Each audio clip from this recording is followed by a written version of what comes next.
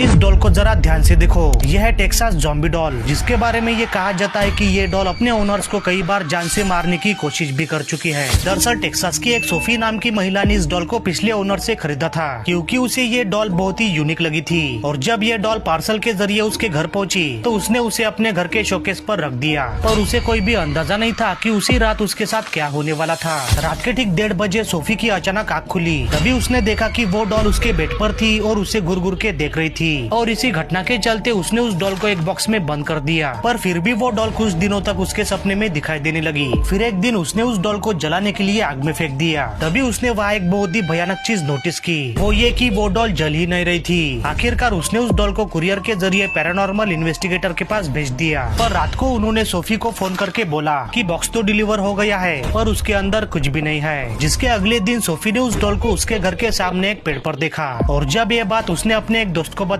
तो इसके अगले ही दिन वो अचानक गायब हो गई। इस पर कुछ लोगों का मानना है कि सोफी ने उस डॉल को जलाने की कोशिश की थी, इसलिए उस डॉल ने उसे मार दिया होगा। वैसे अब आप इस डॉल के बारे में क्या कहोगे?